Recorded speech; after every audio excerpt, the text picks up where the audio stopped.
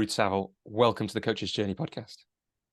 That all sounded very like this is your life. Yeah, I do like to think that like this does I think my whole ever since I love that already we're not talking about you. This tells us a lot about me psychologically. I just remembered, flashed before my eyes, was me and my friend Nicole Brigandy making some videos after a bunch of people had kept telling me about 3 years into my coaching, you should make some video. You should make some video. Maybe it was a bit less than that, a year, 2 years in. And I just remember watching them back, and they're not great videos. They're all right. They're on YouTube. People can search for Mastering Your Personal Brand. And the content is good. They're a little bit children's TV. I feel like it was like me getting to live that little unfulfilled dream that I kind of forgot. And podcasting definitely has the unfulfilled dream of radio host covered, and perhaps TV presenter as well. Yeah, a bit of that, bit of Desert Island Discs. Yeah. I still think like I once like nearly, I think in terms of like activities that I kind of, if I was going to university now as a 38-year-old and wasn't like riddled with fear and insecurity like I was when I was 18, I would have probably got involved in the student radio. That would have been a lot of fun. Maybe I could have presented This Is Your Life on Rare FM at UCL. Ruth, it's great to have you here. It's really lovely to be here, Robbie. Thank you. And it was nice, I think, and you just told me just before we started that you were doing the same. It was nice to kind of just before this be, researching you as a guest. But part of that was researching and remembering us and you and me and being in touch. And slightly weird thing of like reading back emails between two people that didn't know each other. Yeah. When now, 3.5 years later, we know each other pretty well. And we're doing this work together. And that's 3.5 years as we record this and much more. And it's kind of interesting to have all those records of those written records and go back and be like, okay, yeah, interesting. What was it like for you to read those back? It was really lovely. Also just kind of like I don't know, is it serendipity or kismet or whatever, of like how our paths crossed, and then reading those emails is watching all that unfold, and me asking about the coach's journey before it became what it is now, and you sort of saying, oh, I don't know, I'm having to look at changing what I'm offering because you were pregnant with Leo. So that's really interesting. It's like looking at the evolution of our friendship and connection with coaching and the coach's journey. It was just really lovely. Yeah, I noticed that as well. That stood out for me, the kind of you being interested in the group program, which people who don't remember or don't know. So I think the original thing that was called the Coach's Journey was a group coaching program modeled really closely on the one that I was a member of that Rich Litvin used to run. And then with obviously my flavor, and I ran it 3 times, and you were interested in it, but had just missed one, which turned out to be the last one, and to today anyway. And yeah, it was funny. I'd forgotten that I said in an email to you, it'll probably be back second half of next year, which was 2022, and I was freaking out about writing the word 2022 because that felt like the future, and it isn't back yet. And part of that is because and I have talked about this elsewhere, I think, but it is worth saying, I evolved the business to fit around in some ways. And this is all in episode 18, I think it is, of the show. I talk about it when I kind of, introduce the community. But I improvised in the business and innovated to try and match my life, which I think is the way we should, as coaches, mostly run our businesses. And then actually the thing that I'd made was in some ways better for me than the group program. And I think there are some things that are missing that the community doesn't have that the group program had. And every now and again, I get a little like, oh, I wonder what it would be like to try and run that again and how it would fit in with other things. And there were some wonderful things about working in that way. And the way it works, people are interested, is 3 calls a month for 6 months, 90 minutes. So 3 weeks on, 1 week off. That's quite a lot, isn't it?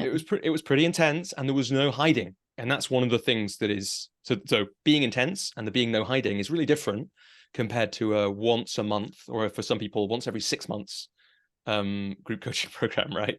Which is what the community is. So I think there are pros and cons for it. But one of the things I was looking at was there are coaches who I would love to work with for whom paying, I can't remember what it was at the last the last round, it might have been £2,000. Paying £2,000 for a 6-month coaching engagement where you speak 3 times a month just doesn't match with where they are in their life and in their business. And that was one of the many problems that I kind of enjoyed solving by creating the community. Ruth, the other thing that stood out for me reading the emails was this thing that you said, and this was on June 2020, and this gets a little bit into your story, which we'll get into more.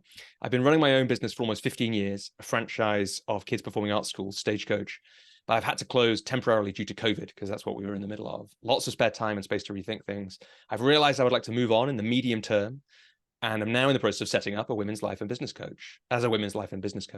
Initially, I want to run the coaching alongside Stagecoach with a view to building up a client base and eventually selling the Stagecoach franchise. And I wonder what it's like to hear that back 3.5 years on. Yeah, because that hit me when I read it as well. Yeah, I suppose it feels really good. Yeah, I like your kind of, I suppose. Yeah, because what we'll get to is that's essentially where you are, right? Like, I mean, not exactly, but it's like, yeah, you sold the franchise earlier this year.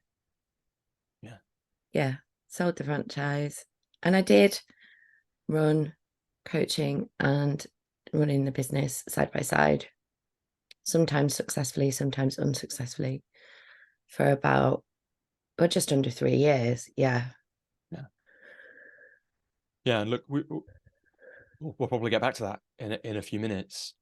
People who've already listened to the episode from December 2023, where we introduced the new hosts, will have heard a little bit that we know each other through our mums. That's the original connection.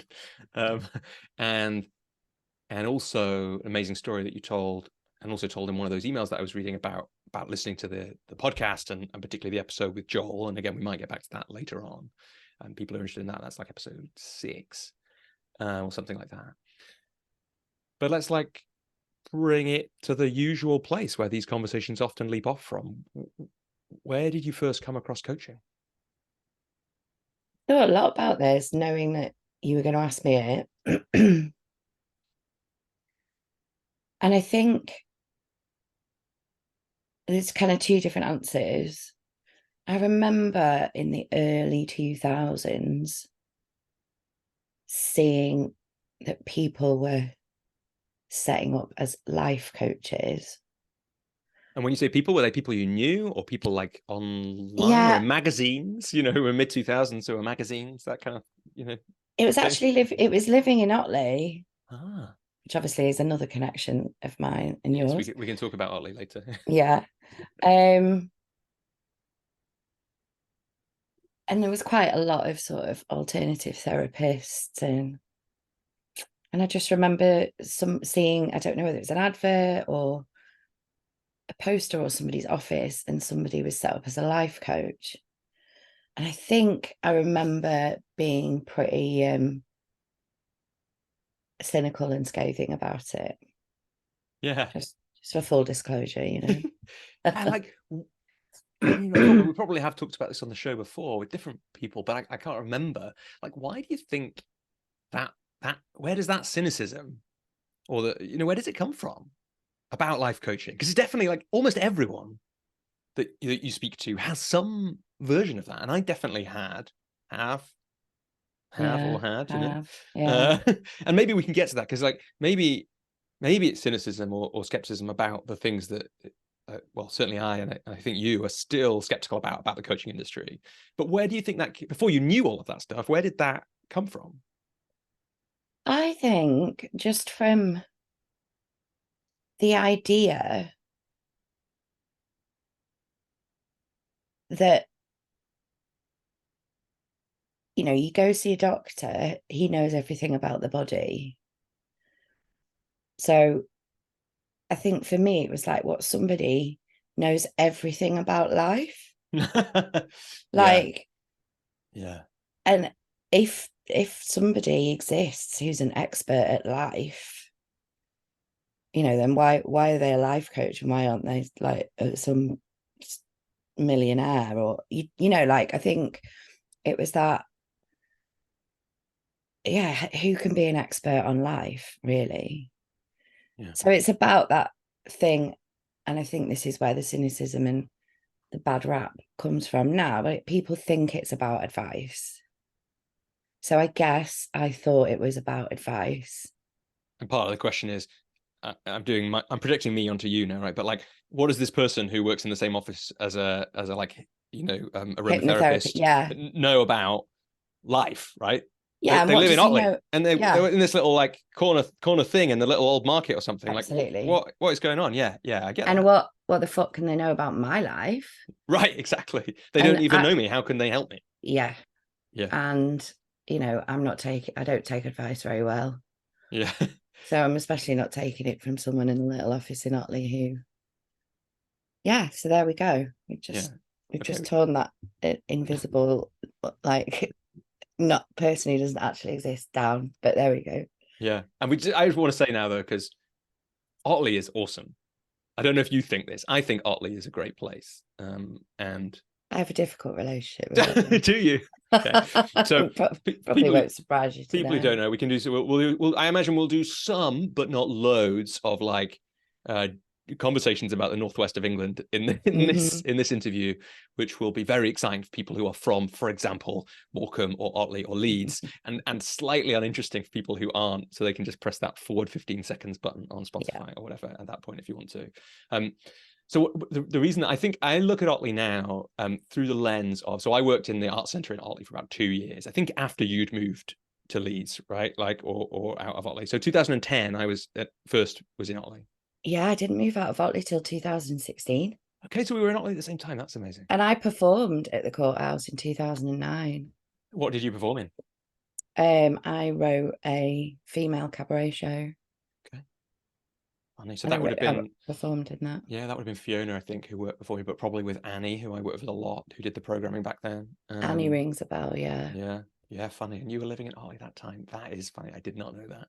Okay, Yeah. but so there we go. So I was in Otley there, and I was managing that art centre. And I remember Dave, who was the chair of the trustees, he basically said that when I can't remember if it was moved back from abroad or they were looking to move somewhere out of the city, they had like a checklist for the best place that they wanted to live. And in the end, Otley was the one they found because it was like they were teachers. So it was near Leeds, loads of schools around, but also lots of great pubs, lots of great walking. I can't remember what his other criteria were. And so I think through Dave's, especially because I've just moved out of the city in the last year, I've got Dave's rose tinted thing. I'd never lived in Otley, which makes it a slightly different thing. It was a lovely place to bring up young children, especially. And sort of the freedom and safety that gave the kids was amazing. But I mean, I don't want to end up getting hate mail, but I guess it's just the challenges that come with a small town that is quite far from a big city, where people can actually stay there and not ever have to go anywhere else. And I think it's the challenges that came with that. Yeah. And when we talk about Leeds later on, we might talk more about like a different kind of place, right? Because Leeds, despite being really near to Otley, like people who don't know, Otley's an interesting town because it doesn't have a train link into Leeds. So although it's really close, it actually feels quite far away, which for some people is a great thing about it, but does mean that it doesn't have the feeling of Leeds about it in the way that some places that are much more connected probably do. Yeah, it's a 40-minute bus ride. Yeah. The buses are dead regular and easy. And it's also very beautiful and picturesque, and you're a stone's throw from Harrogate and the Yorkshire Dales and Skipton. There's loads of pluses to it, but yeah, and I think the change in my personal circumstances meant that moving away from there became the right thing. And I love where I live now, which is just outside Leeds, like 10 minutes away from the centre of Leeds, but also 2 minutes from the canal. And so I feel like I get a bit of rural bliss, but then I'm straight in the centre if I want to be. Yeah. Can't believe we've ended up talking about Otley Already. I know. Still got time, Ruth. We could talk about Ilkley. We could talk about I lived in Beeston. We Ilkley. could talk I lived in about Ilkley before I lived in Otley. I can't remember where else we used to send programs from Otley Courthouse, Yeah. Just, Farley, Farsley, No, Farsley. Yeah. Guiseley. We could talk about any of these great places Guiseley. that are nearby. Yeah. Let's not. Yeah, maybe we'll No, come back to that's them. not. So you came across coaching then, and if you take us to 2000 and mid 2000s, Oh what were God, you yes. what were you doing at that point? Like early 2000s, I was still doing a bit of performing, or like mid 2000s, yeah, because I moved to Ilkley in 2003 when I had my eldest son. And then we moved to Otley 2004. And I was working as a freelance teacher for a lot of stagecoach schools at the time. And still doing a bit of performing. And being a mum, obviously, because I had Alfie 2003 and then I had Tommy in 2006. So yeah, I was raising a family and doing a bit of teaching work, drama, singing, dance on the. Yeah, for people who don't know about Stagecoach, like I don't know how famous a thing it is. Like I've known about it since I was little because there was one near us. I didn't go to it, but there was one, so I knew what it was. But like for people who are from a different country or something like that, what is Stagecoach? Oh, it's international as well. It's all over the world. It's not just in Britain. It's a weekend stage school for young people from like 4 to 19. And they receive training in dance, singing, and drama, all three subjects every week. And there's no audition, and it's really inclusive. And yeah, they set up in 1988. And I was actually lucky enough to be trained by like the two founders. And it then went to a management buyout. Early 2010s, I think. So was it founded in the Northwest? Like No, it was founded in Surrey, darling. that makes more sense. Yeah. You're saying you were trained by the founders. I was like, oh, interesting. That was when you were becoming a teacher. No, yeah. So when you took over a franchise, you had to go down to Surrey for a week and do your franchisee training. Right. So Tommy was only like, he wasn't even one, or he was just one. And I went and stayed in a Premier Inn for a whole week and did my training, learning how to become a Stagecoach franchisee. Yeah, and I was trained by Steph Manuel and David Sprigg, who actually set it up all those years ago, back in 1988. Yeah. Okay. So we're going to ask you a few things about this because I'm interested. Before we get to Stagecoach and getting more involved in that, what had you done? What came before this in your career, in your life? Fill in some of that gap for us. So I graduated with a performing arts degree in 2000, the year 2000. And quite quickly got pretty depressed because finances had meant that I'd had to go back home to mum and dad. Which was where? Which was Lancaster, near Morecambe, near where you grew up. Yeah. And I was at Salford Uni, so obviously, 2 minutes from Manchester. So to go back to mum and dad's obviously felt like a backward step. And yeah, like I was pretty miserable. I did a bit of auditioning, but kind of was stopped in my tracks by depression. And then getting back on my feet with that, I moved out from mum and dad's and lived in like a house share in Lancaster. Was doing a bit of admin work, and in fact started teaching for Stagecoach Lancaster, and they also ran Stagecoach Kendal. And the woman who runs Lancaster and Kendal still runs Lancaster and Kendal, and she's now looking after my two nieces, my niece and nephew, who go there on a Saturday morning in Lancaster, which is just amazing. And she was a massive inspiration and kind of mentor for me. And what's her name? That's Anne-Marie. She, I think when I got my 10-year Stagecoach Award, she got her 20 years. So she must be coming up to 30, if not actually got her 30-year award. So I was doing that, and then I met somebody, and we quickly kind of moved in together. And then I got pregnant with Alfie, and then Phil, the guy I was with, got a promotion over in Guiseley. There we go again with these West Yorkshire towns. Yeah, knew we'd get back to Guiseley. Yeah, Every conversation comes back to it comes Guiseley. back to Guiseley. So I was 6 months pregnant, and I moved from Lancaster across the Pennines, which was quite difficult, but essentially it was okay in the end, and you know, we managed it. So then I kind of, once I'd had Alfie, I was doing a bit of part-time teaching, still performing a bit, but really enjoyed teaching and working with young people. And so then when the chance to actually buy a Stagecoach franchise to become a school principal as opposed to a teacher, it was 2007, and I bought not just I, myself and my husband at the time, purchased the Huddersfield franchise. So that's kind of up to there.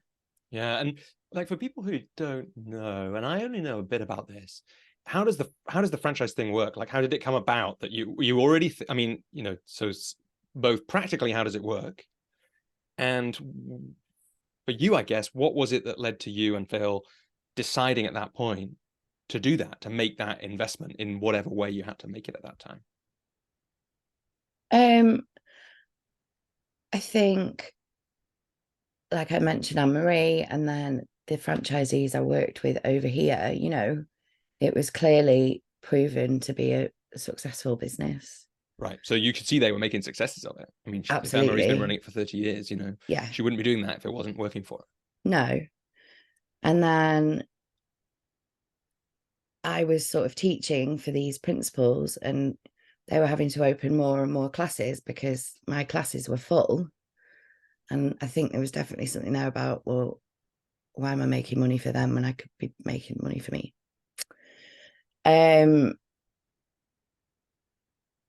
And I guess what comes with the franchise is overarching support, being part of a bigger picture. And actually, sorry, for people who don't know what a franchise is, I don't know. I could try and do a definition, but you could probably do a better one. Between us, we Probably could do not. one. Well, I think, well, McDonald's is a franchise. Yeah, yeah.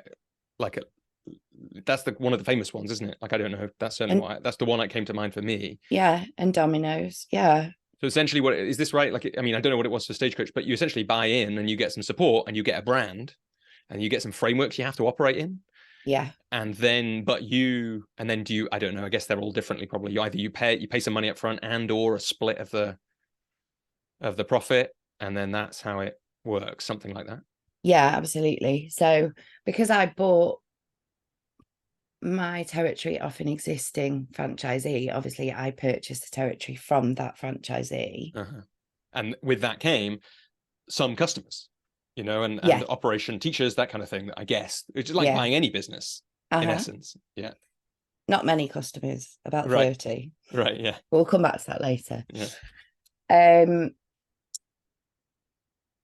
and then part of that, as I was saying about my training, I had to pay Stagecoach central office a fee for my training. And then moving forward, it's 20% of all your fees. So that's quite a lot. Mm. Yeah. But having that kind of always someone to go to when you've got a question, you know, especially with big issues like child protection, we had a 24-hour child protection support line. Mm. Events like I could take the kids, they performed it in Her Majesty's in London and Shaftesbury Theatre. Like all that was possible because we were part of a bigger picture. Um, so that's why I did it. And I just really believed in it because it was a lot about kindness and supporting kids who perhaps don't fit in anywhere else. And watching the friendships that grow and what that gives them then and for the rest of their life, you know.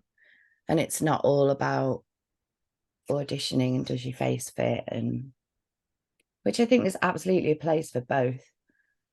But watching kids' confidence grow and their social skills and stuff, um, you know, it for me, it was an easy sell. Mm-hmm. And I'm pretty sure I've talked before on this show, certainly talks about in other places, that yeah, my personal experience of taking part in not Stagecoach, but drama as a young person was like, for all the reasons you've just talked about, was really transformational. And even when I kind of fell out of love with the arts, I've never fallen out of love with how important it is that young people have those opportunities to do that kind of thing, because it's just amazing. Did you have similar experiences personally? I Yeah, my mum always says she wishes that there had been Stagecoach because I used to do it all separately. So I do Mm-hmm. dance class, I do all the different types of dance, and I do dance competitions, and I do Amdram and singing lessons. So my mum spent 10 years of her life taxiing me and my brother and sister around. Um, whereas, you know, had there been Stagecoach, she could have dumped me there on a Saturday for 3 hours and picked me up. Yeah. Although knowing me, it probably wouldn't have been enough. Um, so yeah, I did lots of different arts, but absolutely, like I never really fit in at school, and I didn't really enjoy it very much, especially once I was in secondary school. So for me, having that outlet in my dance school, doing shows with other people that I didn't go to school with or weren't in my year, really kind of gave me something more than school and made me happy outside of school when I wasn't particularly happy in school. Yeah. So yeah, it's so important. Yeah. Yeah. And I can hear in there, I can hear that, yeah, like it was an easy sell for you, like, because, and I think there's something about franchises. I don't know how often, do you know of any in coaching? I feel like there are some, but I've like, and I guess there are some kind of like, it's a little bit like a franchise thing when you buy, you know, you do a training and then you're certified in something. But I feel like I have heard of it. I can't remember what it's called. Some coaching type franchises, though I don't think they're quite coaching. But there's like, I could hear in the way you're describing Stagecoach, like the benefits of a franchise system, which is like, yeah, a bigger support structure within which you can be entrepreneurial. But it's not just you, right? There's lots of chance for you to go from 30 to more, or I don't know if you did this, but I know like an old client of mine, his wife's business is a franchise business, and you know the overall whoever controls the franchise, you know, they can see who's doing well, and they're like, well, this one's coming up. Do you want to take it on? Because there's a really interesting balance of incentives and motivations for everybody involved if it's done well, I guess.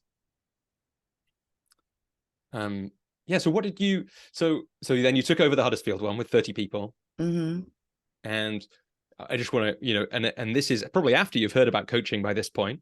So Well, you've this seen is the after you've I'd seen the seen the coaches live in you've coaching, yeah. seen the life coaching in Otley, but what you're doing is supporting young people in this way, and after that, growing a business. Yeah, and growing a team and Yeah. And I've heard you say, or I read on your website something about, which I really feel is true for me as well, you know, that all of that performing that you'd done as a young person and perhaps into adulthood, and that practice, that there are things that lays the foundation for in coaching, you know, intuition, presence. What did growing the team at Stagecoach and growing that business, like what foundations has that laid that are now valuable for you as a coach? that's a good question. Um, learning about people, like at the most basic.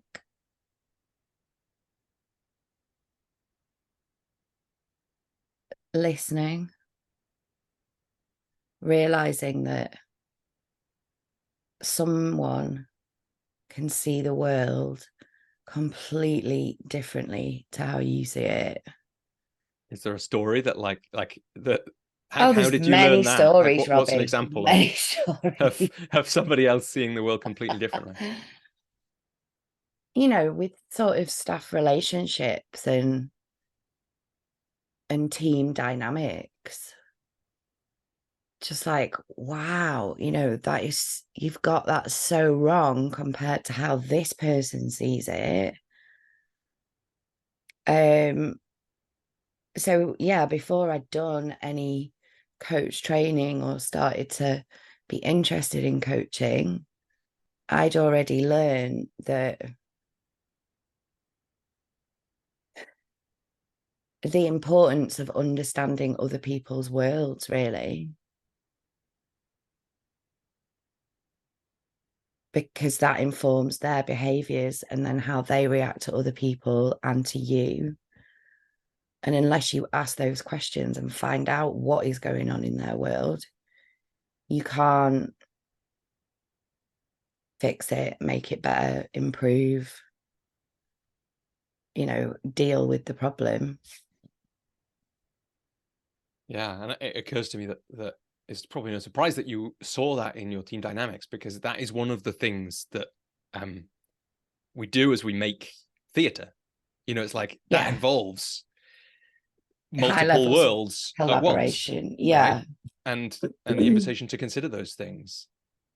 So we're going to come back to coaching in a sec, but I'm wondering. But also what comes Oh, with theatre is egos.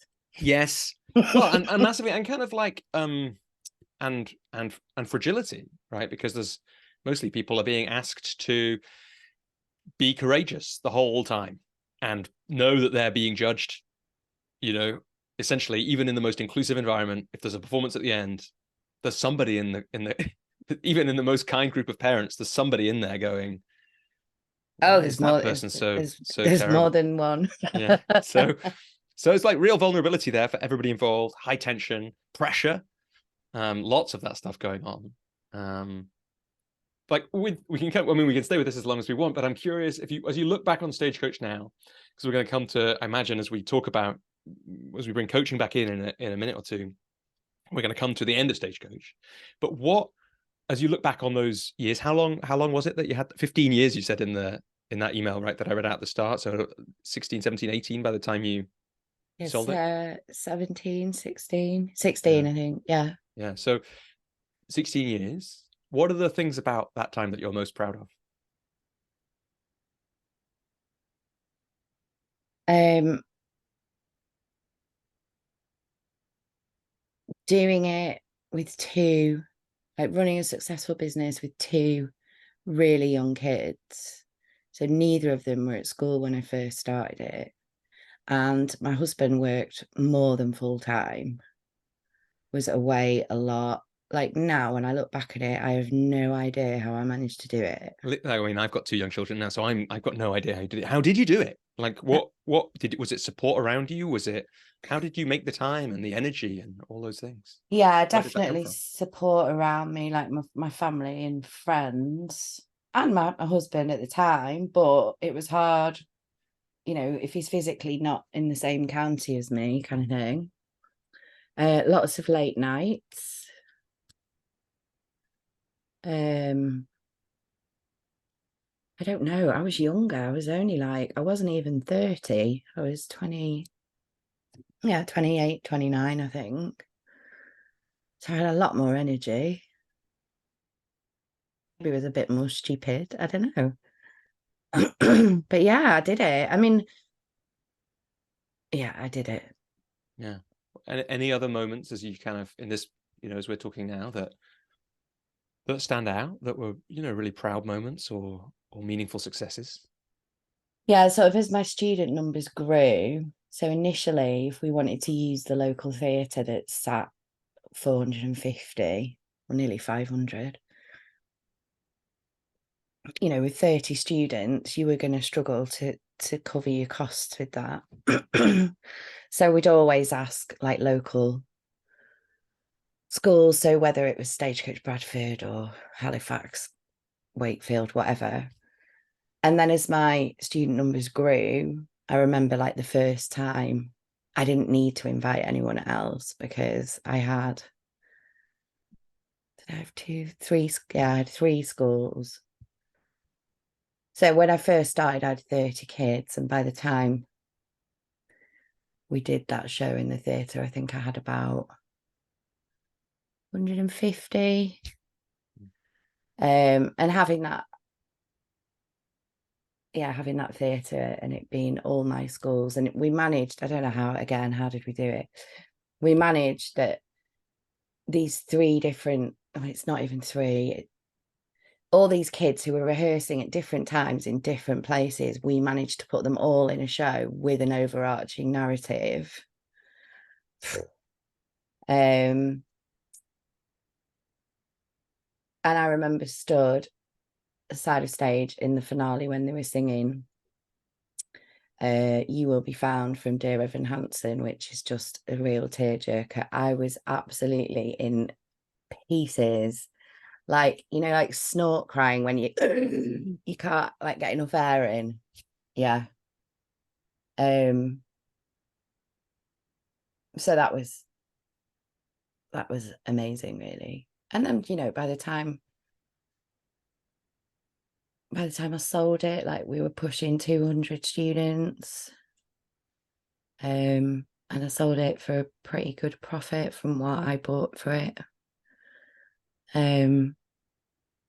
So lots of things to be proud of. Yeah. And I imagine more that, you know, to have, knowing a little bit about how those businesses work, to have 200 means there's, you know, there's always a churn of young people moving into the area, out of the area, getting too old. You know, there's all kinds of complexity in running a business like that. You talked a bit about team dynamics, and maybe we'll get back to that.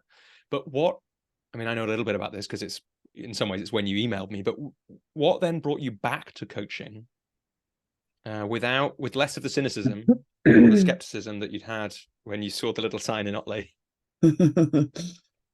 So it was about 2016, 17, and I got really interested in personal development and kind of working out who I was. And how did that happen, or what sparked that? I think I'm a seeker. You know, I'm always looking for something or interested in more, or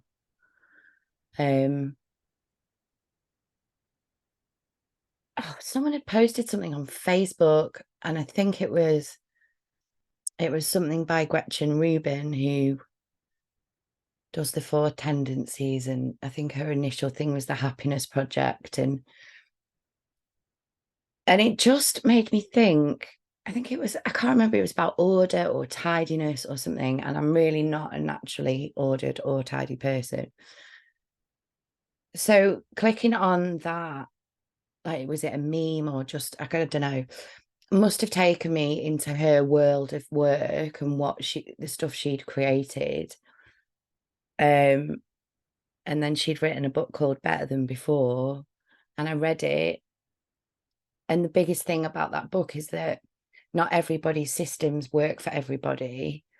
And depending on the sort of person you are, you can create those systems to work for you, as opposed to you having to fit into what you think you should be doing.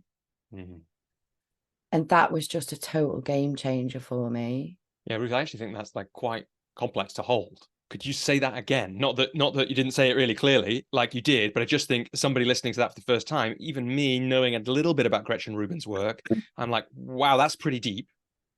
Can you like give it to us again, or make it real for, like, what did that show you at the time? Something like that. Okay, yeah, just give me 2 minutes because I just need to open my window. Can you believe that? In this weather, I'm boiling. So she splits she splits people into 4 different types, and it's all based on how you respond to inner or outer expectations. So some people respond to outer, so, you know, expectations from others. Some people respond to their own expectations. Some people respond to both. Some people respond to either as long as there's a reason. And the 4th kind of category is people who don't respond to either. They're called rebels. Mm-hmm. And would you believe it? I'm a rebel. So it was like reading this book, being able to go, fuck, it's not just me. There are other people who struggle, you know, who don't, you know, for me, having an accountability partner doesn't really work. Because I'll just say, yeah, I haven't done it. So her like tagline for a rebel is, you can't make me and neither can I. Mm-hmm. And then she kind of, the 4 different types, it's upholder, they respond to outer and inner expectations. Obliger only respond to outer expectations, but interesting, an obliger will have an obliger rebellion. So sometimes I'll just go, fuck it, I'm not doing it just because you want me to, which is great. And I've witnessed a friend having a brilliant obliger rebellion, and it was brilliant. Questioner, who will respond to inner and outer as long as they believe there's a good reason to. And then the rebel. So she then kind of breaks down the different strategies that could work for some or one of the tendencies. And it, yeah, does that explain it a bit better? Yeah, sure. And I guess that going back to it, the key insight is like, you know, and often, you know, I've had my own versions of this, and I imagine some people listening will, but some won't, and that's why it's so important to slow down on it. That kind of framework, and I think I've heard her probably on Tim Ferriss a long time ago, and done some like investigation myself. I can't remember. I was just trying to remember if I could remember which one I'd come out as, and I could probably guess, but I'll see if I can find it somewhere at some point. You know, one of the things you said at the start was not everybody's systems work for everybody. And that's just such a, wherever you first get that insight, like I think you just like, I'm not, you know, the kind of, I'm not going mad, I'm just different to a bunch of these people. And I don't know if she knows like what proportion of people are rebels, for example, because I don't know if it's split evenly or if there are some that are more rare than others. And then it's even tougher, you know, and it doesn't really, to a certain extent, it doesn't matter. Obliger is the most common. Yeah, that makes sense. Then questioner. Then I think rebel and upholder. So that's the both or neither. Yeah. Are the most uncommon. I think rebel might be more uncommon than upholder. Yeah, sounds like the kind of thing a rebel would want to be true, to be. Well, obviously. But you know, that is just such a powerful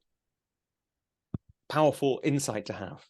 And so, like, I in a way, I wonder if I don't know if this is true. No, I don't think it quite is. I was going to say, I wonder if that's always one of the early insights that helps us into personal growth and personal development. I think it's often there somewhere, but the other ones are just like, for me, it was more like, oh, I can change how I am, and then I get different results, which is a kind of in the same thing, but it's slightly from a different place. So I love that you just stumbled into Gretchen Rubin, and I think it's on your website that you have learned about, like, you know, obviously you know about that model, but you've done her training. So do you use that with clients still, or not so much? You do? Yeah, loads. Yeah.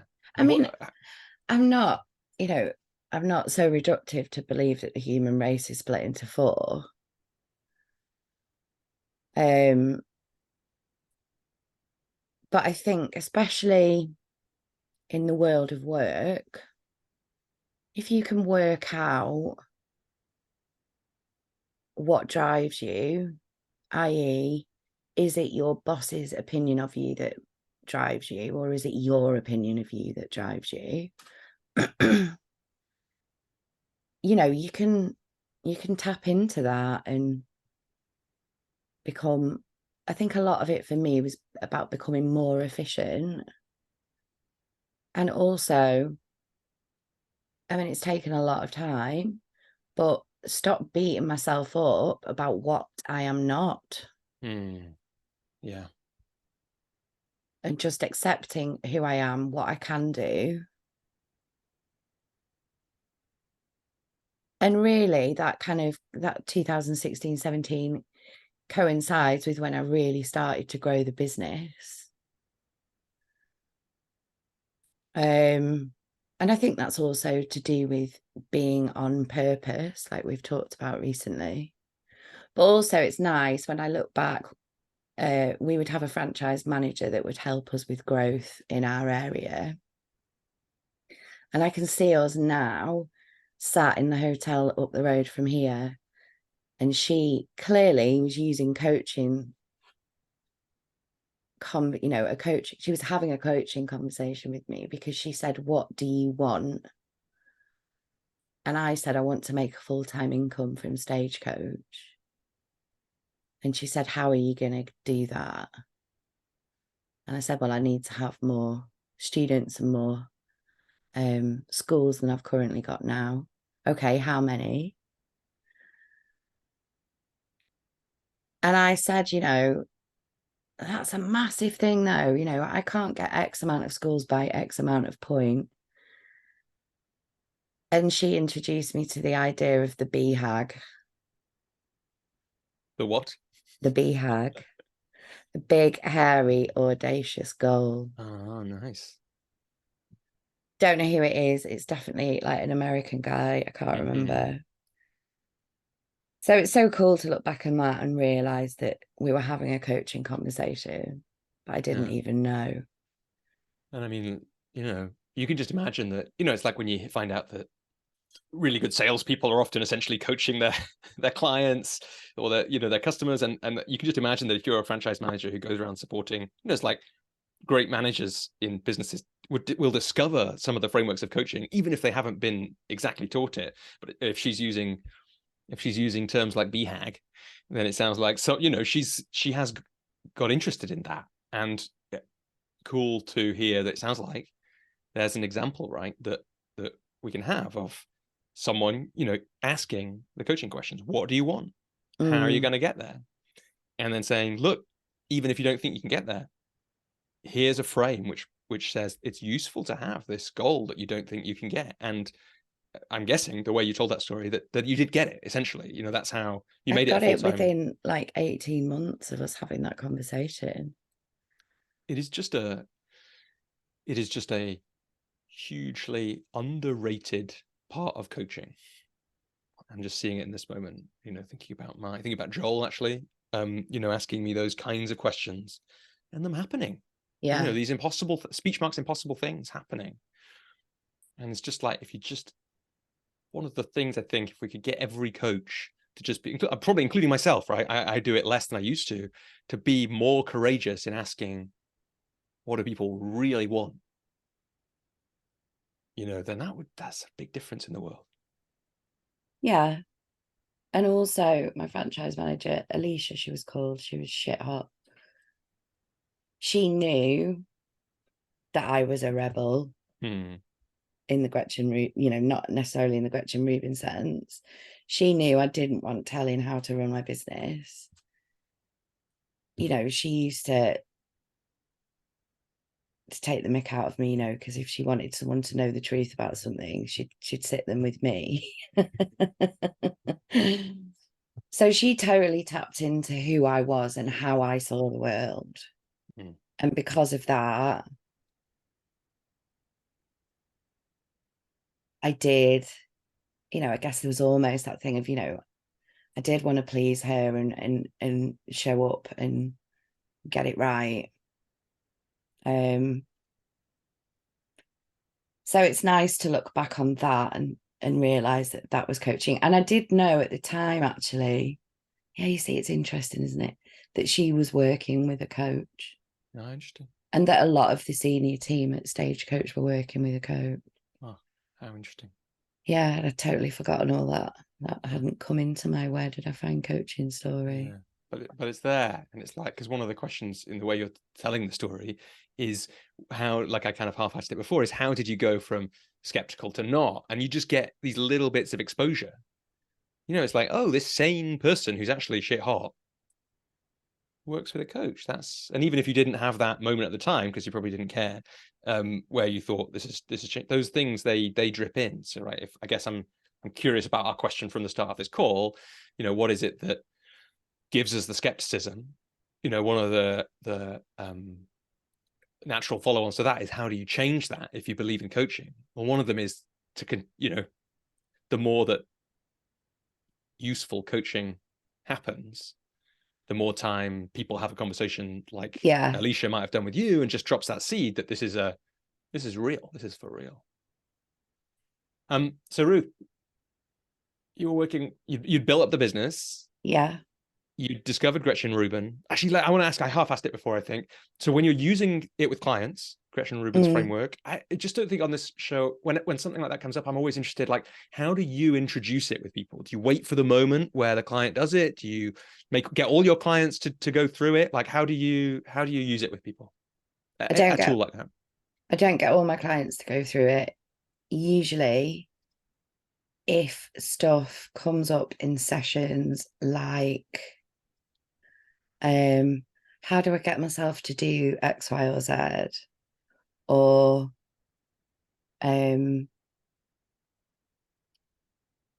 why aren't I more organized? So obviously, a lot of the time, it's about discovering, do they want to be more organized, or do they think they should be more organized? So it's often with stuff like that, like productivity and motivation, I think, that then I'll offer the idea and sort of outline it, and then at the end of that session, she has a little quiz. They can go and do the quiz. And can anyone do it? Yeah, Yeah, that anyone must be how I've done it. We'll find a link and we'll put that in the show notes for people if they want to do it. Obviously, it means you then signed up to a mailing list, but you can't yeah. unsubscribe straight away. But a mailing list is all right, actually. And then obviously they come back to the next session and can say, oh, yeah, I'm an obliger. And then it gives us a place to start from.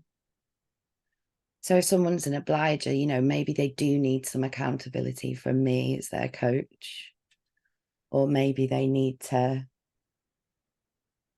get some more accountability from their boss. So I just think it starts interesting discussions. And I think realizing how you respond to inner or outer expectations can only be a good starting point if you're getting to know yourself better. Yeah, I guess, like, if productivity and motivation are some of the triggers for it, like, that's most of us, maybe all of us, right? And yeah, it is. I mean, it is just having those frames. Then I know it from models that I use sometimes, like, then later in the conversation, in this engagement, when you're speaking to somebody a few months later, you have this shared language and understanding that can be built in those kind of things. Did you so one of the things I always think, personally, I find, like, any new model that I'm trying to work with a little overwhelming, and it took me a while to realize I can just learn it as I go with clients. So I don't know whether it sounds like you did do the training, but I imagine that then you really got to know the model when the first time you had an obliger and you start working with them and you start thinking things through with them, you get this new insight. And I just thought it's worth saying that, because I think sometimes as a coach coming to this work, hearing you talking about this model where you basically, like, for people who aren't watching, like, I can see that Ruth isn't looking up the model on the internet as we're talking, right? She actually knows it. And that can be quite overwhelming to hear somebody knowing a model that well when you're just starting out and you don't. Is that how did you get to know it, and why, and, you know, how did that work for you?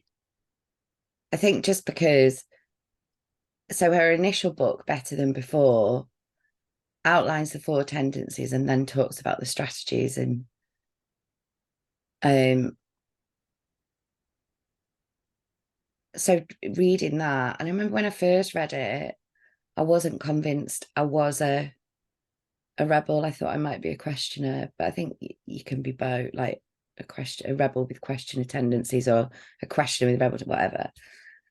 So I looked a lot at both of those categories, and then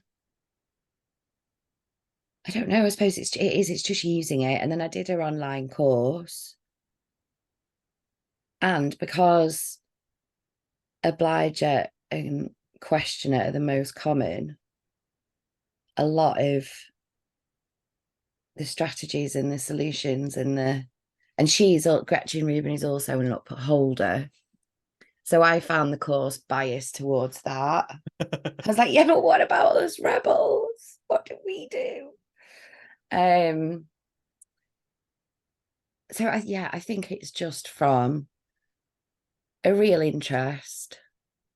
I also think it's quite simple. Mm. A real interest, and then I guess, it's that thing when you're using it daily, weekly, you kind of learn, you embed that learning, don't you? Yeah. And when you kind of, again, I also don't remember absolutely everything about it. And that is my client's work then, isn't it? If they want to know more, go read the books, go listen to a podcast is quite good, and I listen to that a lot. So, but that's really what you've just said is really important, like, because I was kind of pointing at that as well in my way, but maybe I was also reinforcing it that you have to know something, but actually, like, yeah, exactly, you just bring it in. And it sounds like, again, forgive me for zooming in so much on this little minutia, but I think it's interesting. It sounds like you bring it in quite gently for clients. Like, maybe it's useful to do this thing, and then maybe they come back. I think you said maybe they come back with it next time, and maybe we talk about it. Is that right? Okay. Or have I misread that? Yeah. No, that's right. Yeah. And is there a reason that, or like, why is that the way that you do it? Because they might do the quiz and think, well, this is a load of shit. Yeah. I don't want to talk about that in my next coaching session. Yeah. In which case, brilliant, we won't. Yeah. Okay. Great stuff. Or sometimes it really sets people alight and starts really interesting conversations and self-reflection. Yeah. And it's like, it's really interesting to think about how it can be that I think there's a thing you're talking about there that's actually quite hard for, maybe it's the rebel in you, right? Like, but it's actually quite hard for coaches to do often, because it feels like I have to have a process that I take you through, or if we're going to use this thing, if you're going to use Strengths Finder, I need to get certified as a Gallup coach, and then like do it exactly how they train people to do it, and they make some money from having a thing which is that how to do it. I've never done it. Like, they may hold it really gently as well, but there is this kind of, I don't know, and often in those reports, even if they're simple, you can get enormous detail on it.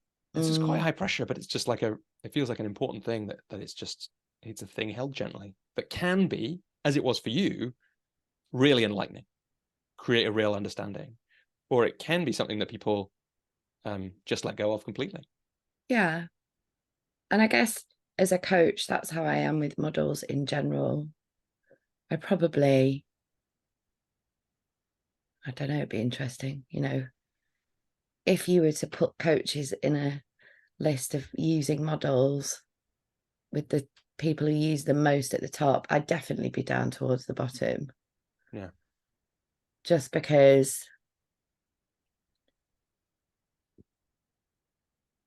I don't know, I work really intuitively, and just the mention of grow model makes me want to puke. Yeah.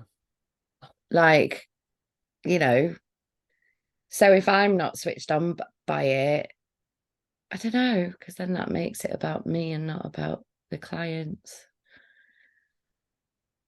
It all just feels a bit like square peg round hole sometimes. Yeah. Obviously, we know that we're taking them through a process of what do you want and how you're going to get it and how will you know when you've got it.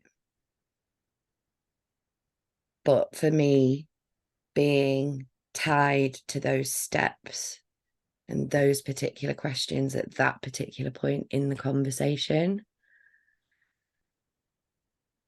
I just find that limiting. Yeah. Yeah. I mean, we had Claire Pedrick and Lucia Baldelli on the podcast talking about their book, The Human Behind the Coach. And one of the things I really took away from reading that was, I think they called it artful coaching, the coaching that can't be done by an AI model and maybe never will be. It flows. It's like a dance. It's like music. Yeah. And if you've got a certain set of questions that you're asking in a certain order, or the same model that you put everybody through, I mean, it's not doing that in the same way. That's one of the things I heard as you were speaking then. Yeah. And obviously I did my training at Barefoot, and their slogan, or their like, I don't know, motto is dancing in the moment. And that feels like my zone of genius, really. It's funny that you talk about zone of genius, because one of the things I was reading in research for this was a LinkedIn article. I wonder if I've still got it up. I can find out which one it was and when. Yeah, here it is. A LinkedIn article from November the 9th, 2020, called "It's Okay If You're Messy," just before finishing the course with Barefoot.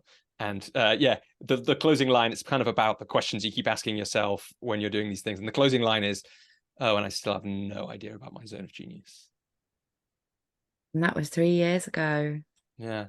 How do you, for those that don't know the phrase zone of genius, at least I first heard of it in The Big Leap by Gay Hendricks. I think he coined it. I think he coined that phrase, or he made it Yeah. more famous in certain circles.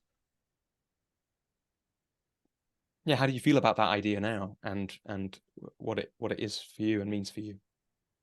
I'm certainly a lot closer to knowing what it is.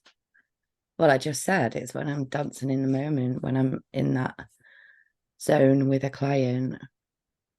Yeah.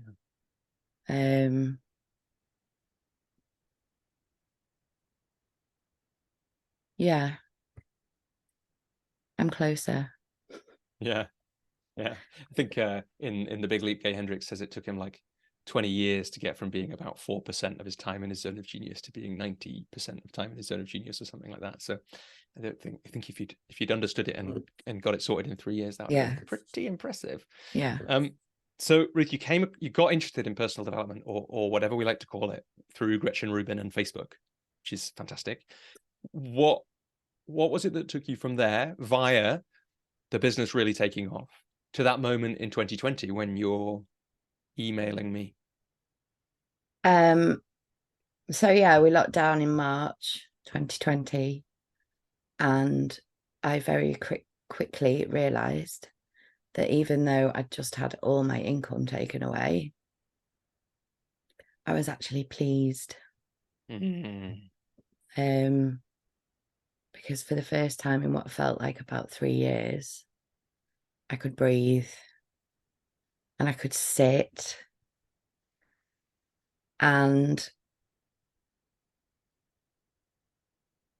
obviously, even at the time when I knew, like, oh shit, I shouldn't feel happy that my business has closed, I don't think I realized what level of burnout I was at. And when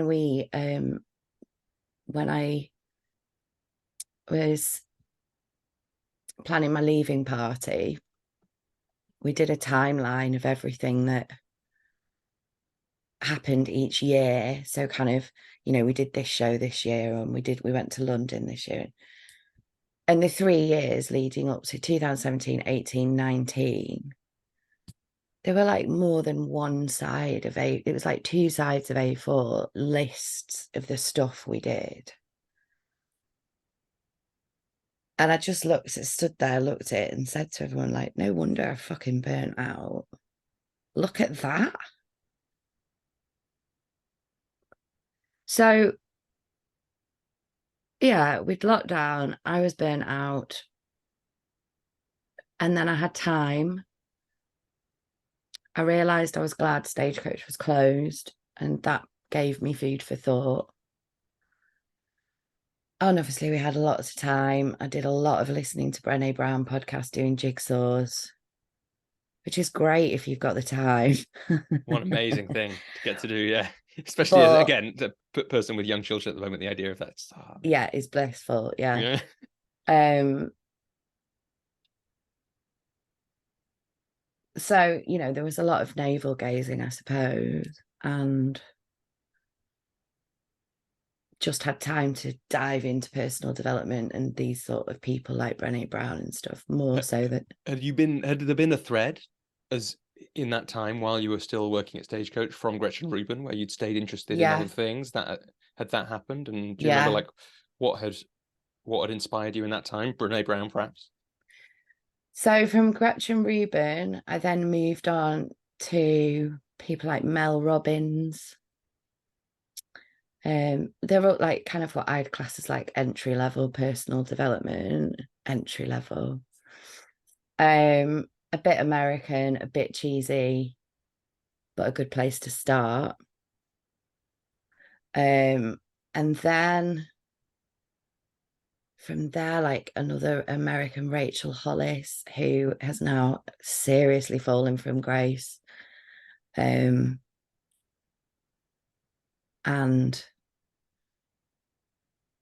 yeah, that's quite an interesting story within itself, but we won't go into that.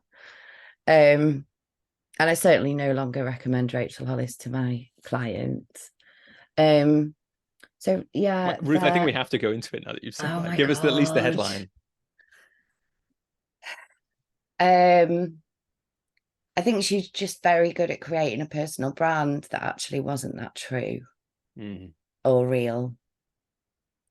So used to have a podcast with her husband about marriage. They do marriage seminars. And then I think 2021 they split up. And then both of them proceeded to kind of plaster their personal lives all over their Instagrams.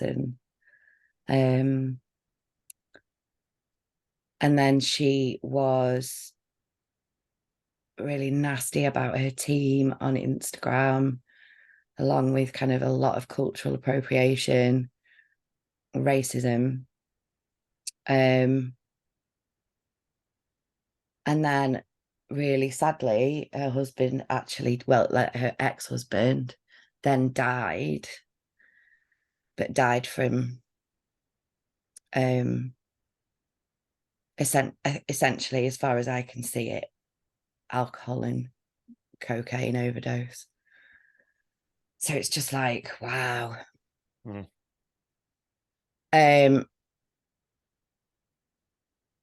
So yeah, so her, Rachel Hollis, I really don't want her lawyers ringing me up.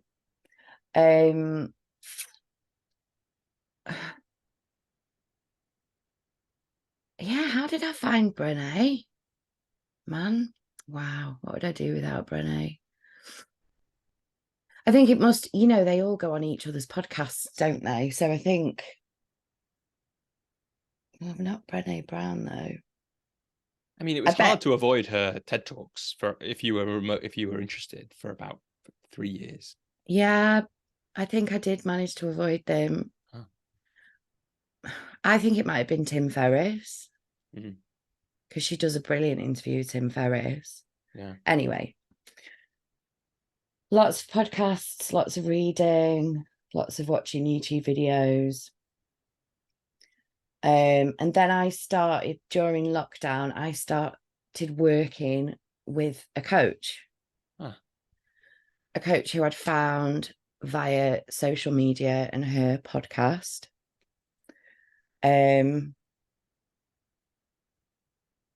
It's weird when I look back on it because I didn't really actively try and look for anyone else. I think I must have just listened to her podcast, and to coin Neil's term again, you know, created a parasocial relationship and felt like she felt like the right person to help me at the time.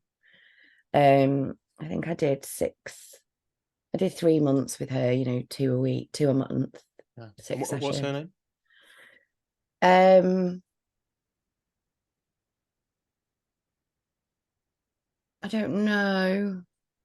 I do know her name, obviously, but I don't know, like, if I want to be honest about how I feel about what Oh we yeah. did, I Yeah, okay. Fair. don't Yeah. really think it's fair to name it. Because Yeah. like, she wasn't, she had no training. She was younger than me. Not that that's a problem. Um, and she gave me the space and the time to get the clarity that I needed to know what it was that I put in the email to you, you know, that I want to move on, I want to try this. So she absolutely was helpful, and our, you know, the work we did together was important. At the time I felt like it was a bit surface, and like I wasn't being poked and prodded as much as I maybe wanted to or needed to. But essentially I got to that decision of I'm going to move on from Stagecoach, which was huge because I'd never considered it.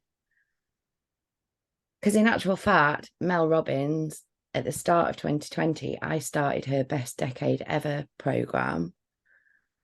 And I planned world domination with Stagecoach. And I was going to, you know, run all the Stagecoach in England. Obviously I wasn't, but you know what I mean.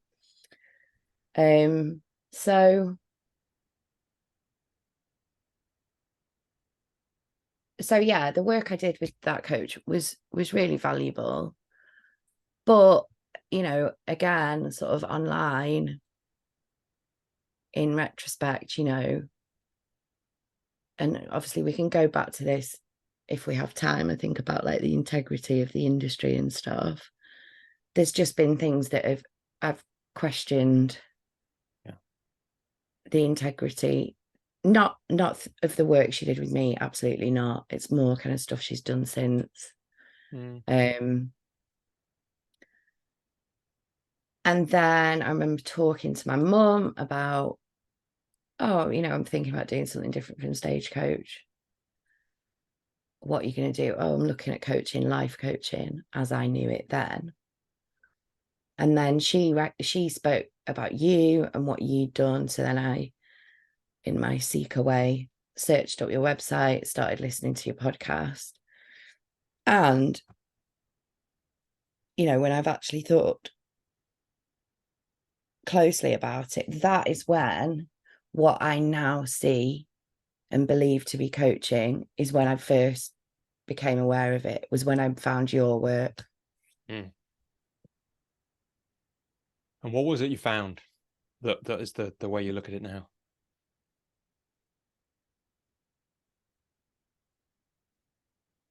I found something like something honest and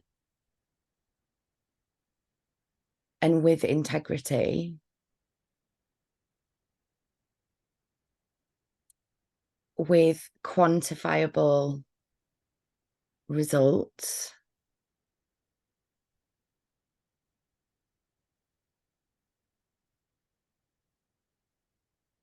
but was still creative and exciting. Yeah, nice.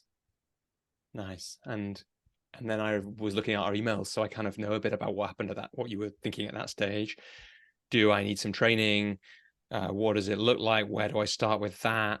And I said I would make a video about what I thought about that. I've never done that. So what, what did you learn from that phase, Ruth? I guess from discovering, you know, it sounds like, albeit that coach did an amazing thing with you, since a really important moment in your life, right? Since then, there's some questions about the integrity of the industry.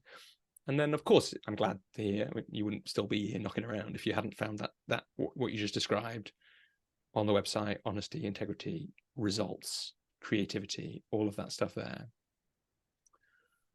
Yeah, what happened then in that phase? How did you decide to take it forward? And when you look back, because there are lots of coaches now, like probably even more than when you were doing it, like by the year, in that moment, like what's the advice you would give yourself back then, knowing what you know now, or the advice you give to people who have found their own version of Gretchen Rubin, wound their way through Mel Robbins and Brene Brown to a moment where they're going to commit and they're trying to work out how the hell to make sense of the industry? Okay. I'm just going to shut my window again so it'll be a bit noisy. Now I'm cold. This is the delight of an English winter. And perimenopause, of course. Yeah. We could talk about that. Sorry, I say yeah, like because the thing I was doing just before this, for people who want to, is listening to one of the episodes of Ruth's podcast with another friend of the coach's journey, Laura Shuckburgh. How you said that slightly different. I think That's so fun. That is probably how it is, and I mispronounced it for years. Poor Laura. On Ruth's podcast, Women of a Certain Age, which we'll link to and might come back to, if you want more conversation about perimenopause. That's a good place to go. Ruth, so yeah, looking back to that moment, that kind of mid 2020 moment where we're emailing and you're deciding to step in and you're wondering what to do, what's the advice you'd give to yourself back then or to somebody who's there now? I think do exactly what I did, actually, which is quite nice, isn't it? Yeah, lovely. What did you do? I decided I definitely did want some training. And why? And I think partly because of my experience with the coach I'd worked with, that I kind of knew. I guess it was once I'd sort of started listening to your work, delving into, Rich Litvin, because obviously in your earlier podcast, you talk about him quite a bit. Yeah, and in one of the emails, I still do really, but yeah, certainly well, was we then. All do, don't if we? Anyone's interested in building a coaching business, if they haven't looked at what he has to say, I think they're really missing out. Yeah. So I still would point people that way. So I guess once I started seeing that, I knew there was quite a gap between what I'd experienced and what I wanted to be. And then listened to one of your podcasts and I referenced it in your email. Can't remember exactly who it was. It was a woman. I think it was Marianne, wasn't it? Marianne yes. Craig. Yeah. And she said she was an MCC. And I said, I'm going to be a fucking MCC. So the only way I knew to be an MCC was to make sure I got ICF training. So I asked you about ICF trainings. You recommended 2 or 3. I looked into them. And for me, like, it was a total no-brainer. Barefoot totally just spoke to me. Yeah, so I recommended, because I was reading the email, Barefoot, CTI, Animus. I would add in Academy of Executive Coaching now that I know a lot more about that from a client that I've worked with and guest on the podcast and Neil, who's part of the host team. Like I get the feel that there's some really good stuff happening there. But for you, when you read the Barefoot website, or did you go along to some stuff? Like what? No, I didn't do any open sessions or anything. I think it might have been the snob in me because they were offering a postgraduate certificate from the University of Chester. So I thought, well, fuck, if I'm going to spend all this money, I might as well get something with a bit of clout. Yeah. In actual fact, I then didn't go on to get the postgraduate diploma part of the course because that involved me writing 3 essays and decided that was not my zone of genius or time best spent. Yeah. And as a rebel, Ruth, like, what is it about not so much that, because that we could talk about that, but what was it about the MCC thing that really captured you? Don't know. I think it might be the word master. Yeah. Yeah, I want to be a master fucking coach. Yeah. I hope that when you've got MCC, you put master fucking coach in your LinkedIn headline. Or you could have, I wonder if masterfuckingcoach.com is available. I'm gonna find it now. I don't know if you can have. No one Google this. I was just going to say, no one, just in case, kids, if you're listening, don't Google swear words or try it. F effing. star, couldn't I? I don't think you can have stars in. You could probably have a dash, maybe master F dash in coach. That's ruined it. I Start got really buying those, but excited buy them about now, it. Ruth, because otherwise, when this podcast comes out, Yeah. everyone's going And to be trying to everyone's buy going to them. be after it. I know.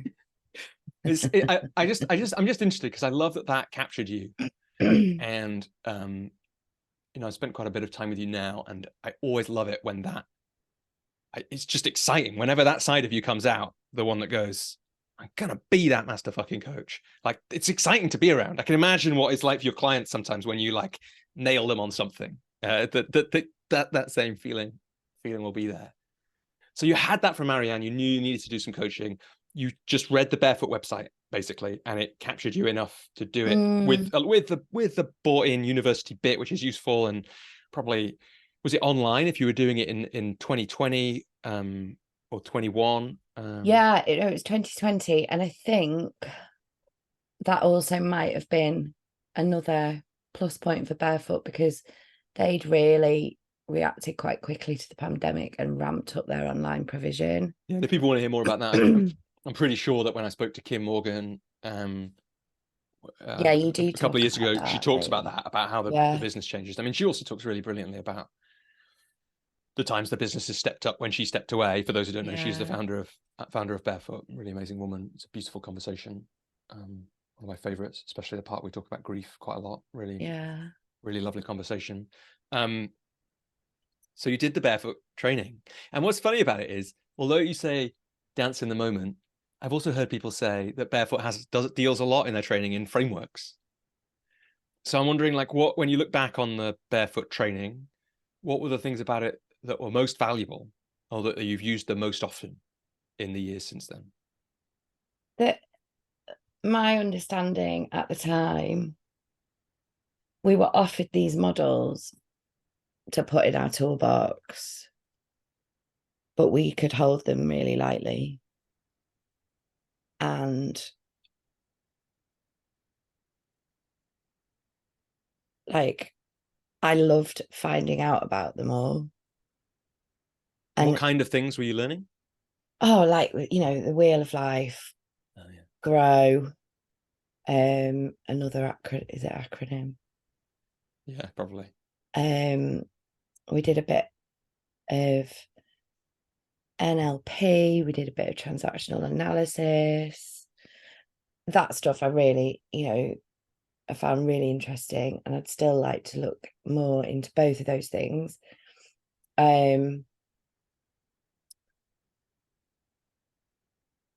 Well, you see, I can't remember what other models we did because I don't use them. Yeah, there you go. But that's like, but what I think is great about it is that's what this work is like, right? You learn loads of stuff, and some things fall in. Any training course you do as a coach, you're going to learn at least 10 things that you could start doing with clients straight away. And what happens, unless you're really active about it, which I'm not, and it sounds like you're not, is you play with some of them, the ones that are most interesting, or the ones that the universe presents you with an opportunity to play with. And some of those you internalize so that I'm still using them 6 years later, and some of them just drift away, and that's okay. And then sometimes you remember one and go back to it. And some of them I've taken and changed and made them work better for me or for the client I was working with at the particular time. Things like career timelines and, being associated and disassociated with what you've done. And but yeah, like, I learned lots of models, but I never felt like they were the thing from my Barefoot training. It was more about dancing in the moment and being present and intuitive. Yeah.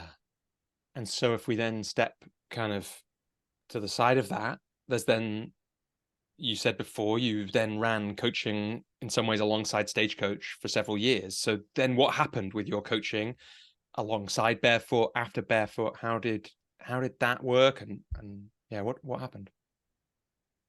I did loads of different things. I had volunteer clients, people I was, family, friends that I was helping out in a coaching way. I think I got like my first paying client in November 2020. And then stuff Do you just remember how much you charged them, and how did it work, and who they were? I mean, don't tell us who they were, but like where they came from.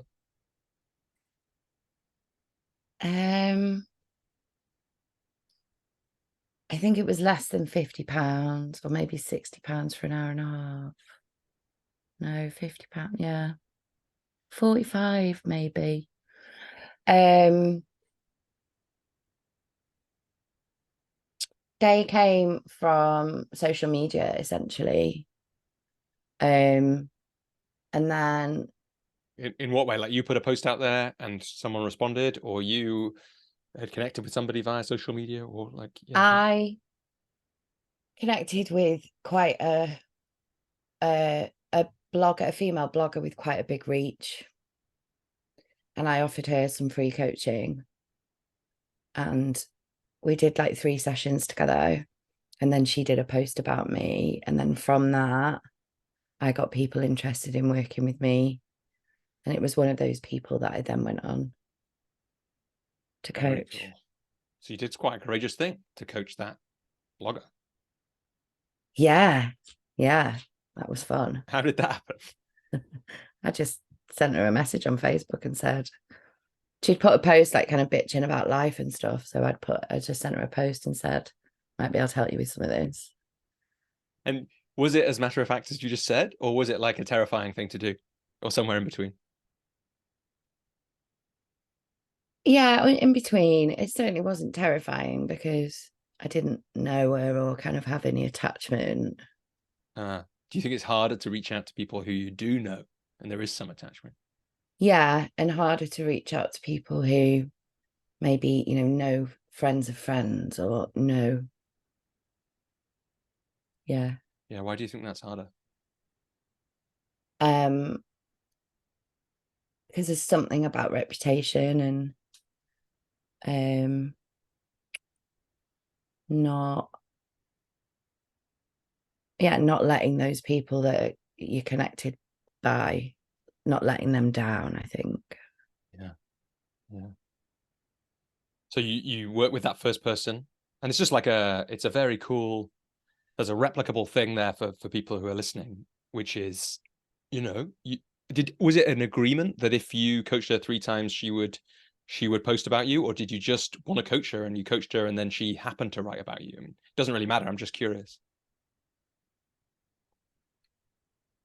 Yeah, it definitely wasn't a requirement. I might have just said, like, I just want some feedback and maybe a testimonial Yeah, if you because you think I'm any good. because yeah, like it's a replicable thing, isn't it? To reach out to somebody who's got a presence. If you really feel like, if this is true, and just offer to coach them on the understanding, and you can say to them like, this business works by word of mouth. And if you do that, like, then sometimes the thing that you described will happen. Yeah. And people are listening, it is this really tough thing with building a coaching business where, annoyingly, there is no there isn't real, you can't draw the direct causal line and say, if I do this, this will definitely happen. But if you do things like coach people who need it, who have lots of connections, that sometimes creates the conditions for people to show up and pay you £45 for a coaching session. Yeah. And some of Even those people are still on my mailing list now, so yeah, you never know where it's going to lead. But again, I think as we talk about, you've got to hold it lightly, and it's not the be all and end all of everything. Yeah. And so what else happened then, as you, like, how did we get to the point where Stagecoach is sold? And now, I mean, spoiler alert, everybody, now coaching is your thing, right? Yeah. This is the work that you're doing, that you're building. Well, yeah, I think I finished my barefoot course in the November and then started picking up paid clients through, friends of friends, social media, also contacts I'd made on my barefoot course.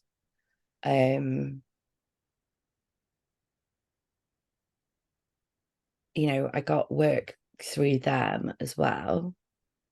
What was that? Was that like people referring their sister to you because they didn't want to coach them, or professional? Like, how did that?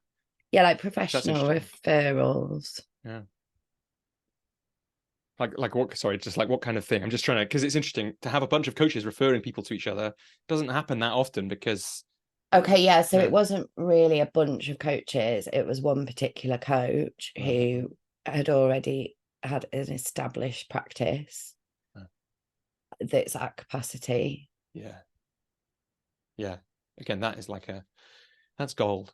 I remember speaking to a woman when I was starting out called Isabel Mortimer, whose coaching business, I tried to get her on the podcast, but she didn't want to do it. But whose practice had really grown from that exact move. I mean, she's been coaching longer than either of us, but so it's a bit earlier in the business. But if that was part of my business as well, was people, more established coaches referring on clients when their business was at capacity, and says a lot about you, I think. And hopefully it said, well, I used to use it as a way to remind myself that I belonged, because like, why would this guy be sending me a client when unless he believed? But yeah, and also I do believe that the person who sends me clients is really good at reminding me why he does that. Yeah, exactly. Which is lovely to hear, when you're having a bad day.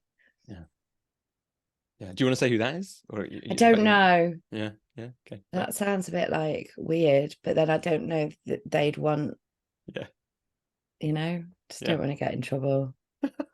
I'm in trouble a lot. Yeah, probably not going to get in trouble for the enormous reach of this podcast. Before you know it, we'll have what's she called, Rachel Hollis's lawyers will be all over us. Honestly. Your coach from before, for those nice things you said about her, she's going to be suing you, all those kinds of things. So these clients they started coming in. Yeah, and then I feel like I don't really. Yeah. I then realised pretty soon, like once lockdown was lifted and I reopened Stagecoach, I realised that I needed to move on. And it took me a while. It took me 3 years. And I kind of procrastinated a bit with it because it felt scary. And then I had a couple of bad days when I realised all the things that I didn't enjoy about Stagecoach anymore happened. And I just got on to somebody who I knew was interested in buying the school. And we started discussions. And it was sold by this time last year. And then the sale itself and like the transfer of the school went over in April this year. I then had a bit of a perimenopause enforced break because I just wasn't feeling myself and needed some time out. Whether that was also, a reaction to selling Stagecoach, very probably. But there was certainly like physical symptoms in there that were really difficult to deal with. That kind of took me out of action for a few months. Yeah, you wrote a really nice blog about that. Like, I mean, because it's the second time we've talked about perimenopause. It feels worth, if you're up for it, slowing down on that experience, because it was quite a powerful one, it sounded like. Yeah, I suppose, it's in my blog.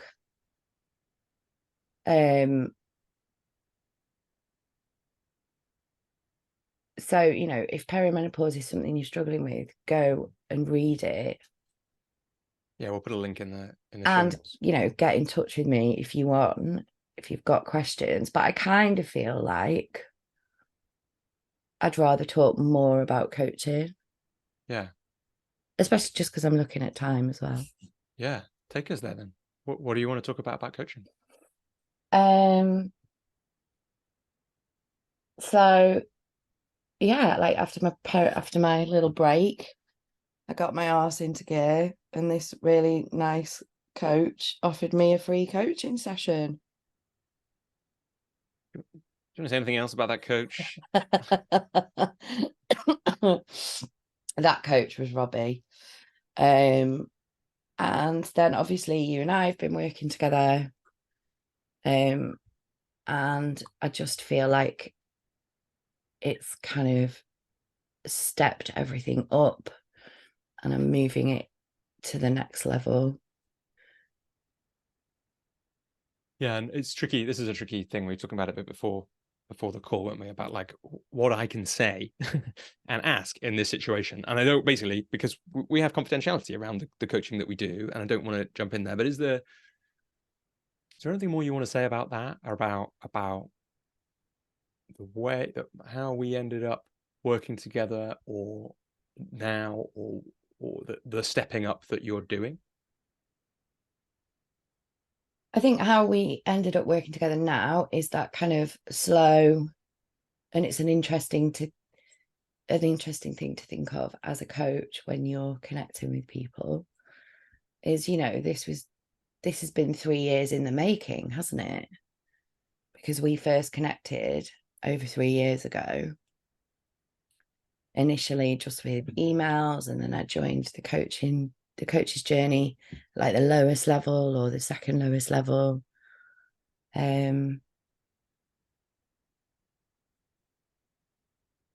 So there's been, and within that, I think we'd had 2 or 3 kind of coaching sessions together previous. So I guess how we came to it is because, you know, I'd built my trust, or you'd, you know, the trust I had with you had been built, and I believed you were the right person to kind of move me forward. So I often think about that, you know, when I have random emails with people, you just never know where that's going to go 3 years down the line. As far as like where I am now, I think kind of realizing more about my zone of genius. I do a lot of work with emerging leaders, and it was realizing that is the stuff that I really enjoy, and that's the stuff that I feel I'm good at. Kind of having that realization has really focused my business and focused on, like, focusing on business development in that area. And also, you know, emerging leaders don't have to necessarily be in a organization or a charity. You know, I'm working with a woman who's starting to put together work as an artist, you know, as her kids are getting a bit older and she's got a bit of space and time. You know, that's a re-emerging leader, isn't it? Yeah, and it's interesting because you know, when I read out that bit of the email at the start, that your aim was to be in the process of setting up as a women's life and business coach, and your podcast, like, I haven't listened to much of it, but part of that's because it's not really aimed at me, right? It's a podcast for women, and you know, it's not that it isn't interesting and men can like listen to it and get lots from it, but that's what it's for. And yet that's not, you know, it's interesting that the focus of your work now is emerging leaders. I guess, is there anything, and I think in those early emails that we had, there was something about that, and there was something, you know, it wasn't quite the niche question, but there was an energy about like who I'll work with and that kind of thing. What have you learned about that over the last few years?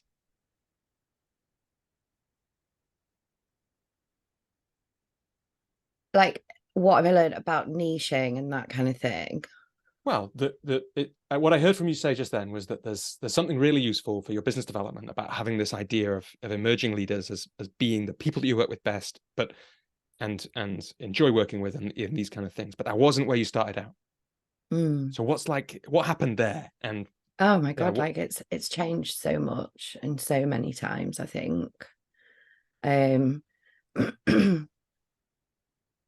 Even after finishing my barefoot course and doing work with organizations and businesses, I still felt really strongly that I wanted to help women of my age who were kind of 5 or 6 years behind me, personal development wise, and kind of people who were starting to think about the fact that there has to be something a bit more going on, or, you know, more to life than this, or whatever. But I kind of found that doing that work, yeah, it was okay, but it didn't really fill me up. And also, marketing, communicating, trying to connect with those people, seemed the best way to do that seemed to be on social media. And I just started to feel really icky about social media, and especially, not that I was targeting women, but, you know, posting content for women of that age. I just felt, and not just women of that age, loads of ages, and not just women, that there's a lot of content put out there to make you feel shit about yourself, so you'll buy a product. And I didn't want to be part of that problem. Now, I hope, and I've since talked to people about it, you know, my content wasn't making people feel shit about themselves. And obviously that was never done with that intention. But it just felt like a place I didn't want to be anymore. And that if those women who are a few years behind me on their personal development journey come and find me, then I'm delighted to work with them. But I'm not actively marketing to that anymore, just because of that field in general. I feel there's a lot of crap.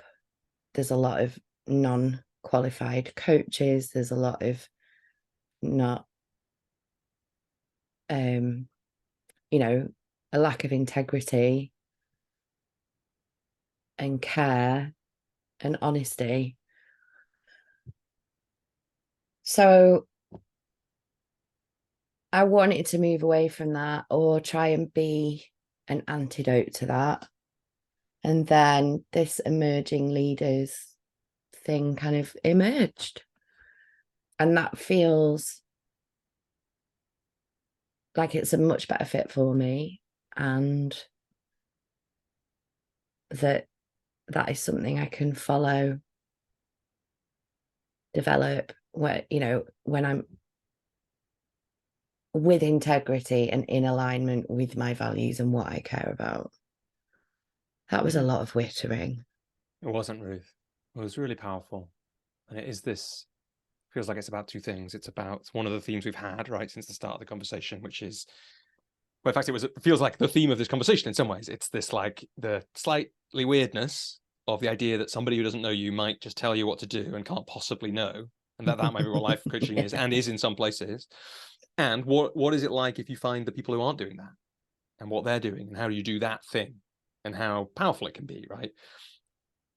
And it's also about this kind of, where am I meant to be, zone of genius thing. It's like, I can just really, you know, you could feel as you're talking about it, listeners will be able to feel like I could, that, yeah, there's something about, I don't want to be part of this kind of industrial machine that's taking advantage of in this case, the insecurities of women in order to make money. Like, what a horrible, no, you know, even though I'm probably not doing that, it's just like, I don't want to be so close to this thing. And yet over here is all this energy about this other group of people, which will include some of those women sometimes, but that just captures me in a different way. And it also reminds me of, you know, one of the questions you talked about with the clients you're using with the Gretchen Rubin framework. It's like, are you doing this because you want to, or because you feel like you should? You get a little, sometimes especially if we've committed some time and energy to a particular type of coaching, for example, we feel like we have to, like, you know, it's a sunk cost thing. We feel like we have to follow it. See it through. But Ruth, I want to, you know, we're probably coming into the last, I don't know, 10, 15, 20 minutes of this conversation. You never know how long a coach's journey episode is going to be. So listeners, prepare yourself for us to go another half hour. But you've kind of brought it back in. It feels like now is the time. You mentioned it earlier to talk about the integrity of the industry. Just if we've talked about it in different ways throughout this conversation, but I wonder what else is there that comes up for you when we slow down with that topic.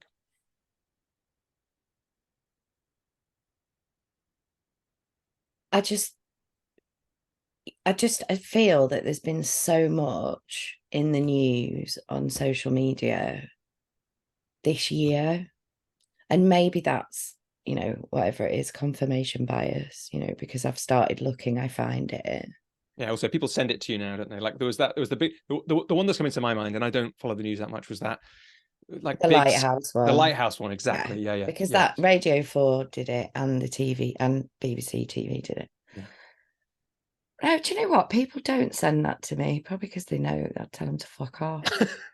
But it started with the lighthouse thing, which, was nothing to do with life coaching. It was a cult.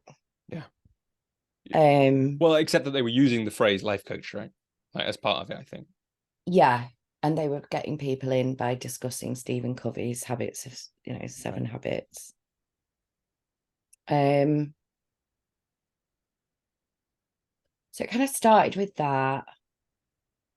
And then again, my seeker brain starts seeking out other stuff. And obviously, like in many other areas, there's loads more going on in America, cult wise and scam wise. And then you just start looking, and I think I remember mentioning it to you, someone saying, oh, coaching is just a pyramid scheme. Then I got into like MLM schemes as well. What's that? Like multi-level marketing, like Herbalife or Forever Living products, or obviously other MLM products are available. Wait, when you say you got into them, I got it. Yeah, I wasn't selling aloe vera, don't worry. Everybody needs some aloe vera sometimes, Ruth. But you mean you got into the way that these schemes work, which I don't know about that much. Investigating them, yeah. Because essentially that's like, this is the whole talk about coaching being a pyramid scheme, that you have to have a coach in order to be a coach, and therefore if we make everybody a coach, then they're all going to need to have a coach. I think that's probably the worst ever description of a pyramid scheme. No, I think but it has the feel. No, I don't think it was at all. It's like, yeah, it has the feel. There isn't a product. That's the point, isn't it? Like, that's the point with pyramid schemes, that there isn't actually a product. It's just an outlay. Yeah, right. To join something. Because there's a way in which you could retell the story that you just told with a different tone and a different emphasis, and that is essentially, we could be saying how we save the world, right? Is we need to upgrade everybody's consciousness, and we need everybody to be able to do coaching skills, because actually that's the only way that we can upgrade everybody's consciousness. The only way that we have a next generation of children that can see the world in a more clear way, less polluted by beliefs that hold them back, is by all parents being a little bit more coach-like. Like, not all the time, right? Sometimes you need to say, no, you can't have that peanut butter, not ask, what would it be like if you had the peanut butter, or whatever it was. You could tell what I was having an argument about this morning at 6 a.m. But I get it. Like, coaching is a pyramid scheme. There are these manipulative setups out there in the industry, or pertaining to be in the industry, like the lighthouse, or outside of it, like these kind of multi-level marketing schemes. There's things that are a bit like that, but have a bit more integrity. I got one sent to me the other day, which is like an affiliate thing. So it's like, which I'd never seen before, but I can just imagine it's everywhere if you're not careful, which is like, if you share this link to our exciting product with your mailing list, and they sign up to the product, then you will get 20% of everything they pay for life. Okay, so that's what happened with the coach I worked with. Oh, interesting. She was sending that kind of thing around to She you. was, yeah, Yeah. she was down. She was like, they call it in MLM like a downline. Yeah. So she was part of someone else's downline. And that other coach of who she was the downline of was another woman who I really respected and enjoyed her content. And obviously, it doesn't take away from that. But then I start getting shit sent to me from her because she's in someone else's downline. And that's not even anything to do with coaching. That was to do with passive income. And I actually went on one of these passive income seminars just to kind of see what it was.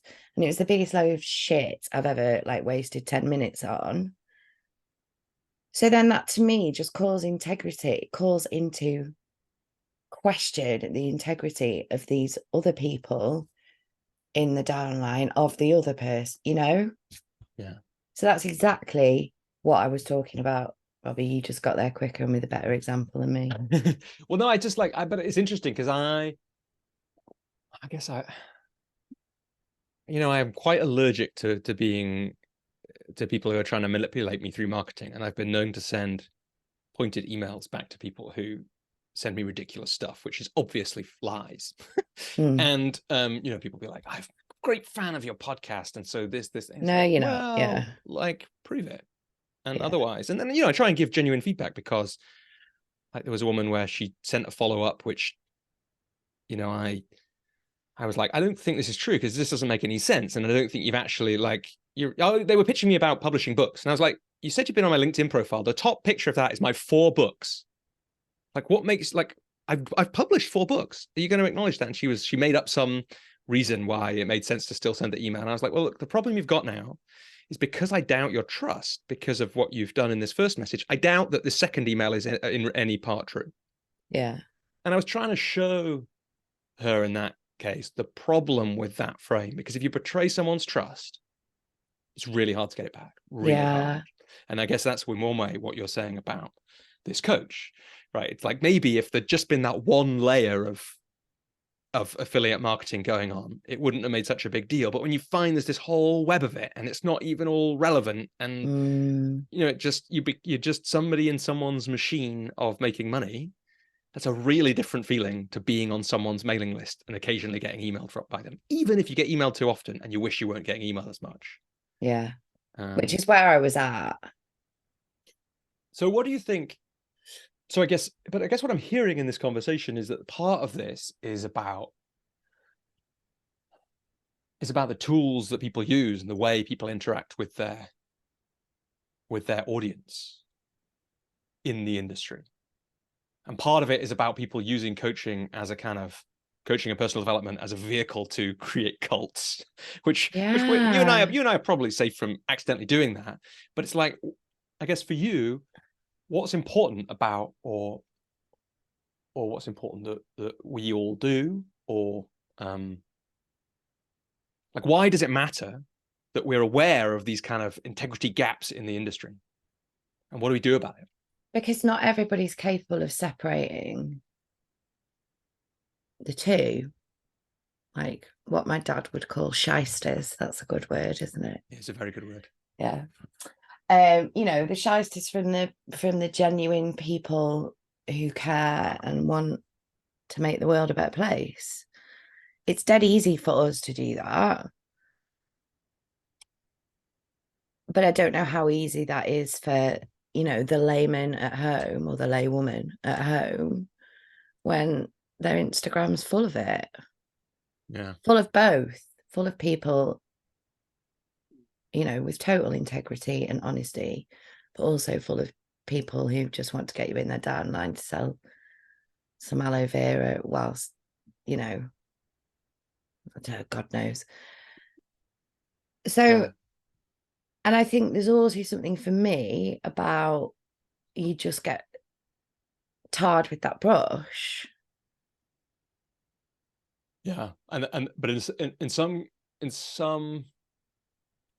ways of looking at it. There's nothing we can do about that, right? There's nothing we can do about the shysters, right? We can't really. I mean, we could tell people if we think they're shysters, a bit like I did with that woman. I doubt that it makes any difference to her. Yeah, but and then I also don't think that's our zone of genius, is it? Yeah, yeah, absolutely.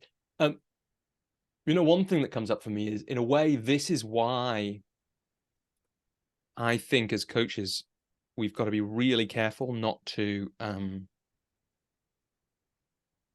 shy away from the marketing tools that are available. Because if we leave, I'm not saying we should all set up affiliate marketing, nonsense, right? But if we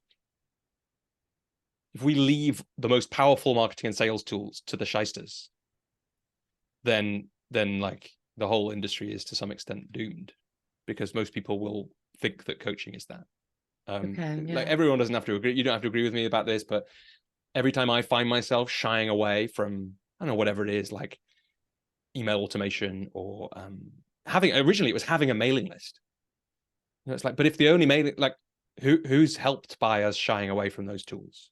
It's not me, and it's not the people who would benefit from my work, and it's actually not the shysters. This is one of the things that I think it's in How to Share What You've Made in a 12-minute article. It's like, because the shyster gets away with it if they're not being competed with by somebody who actually has integrity. Yeah. Okay. So that's one of the takes I would have on this. Is there anything? Yeah, I think that's a good point.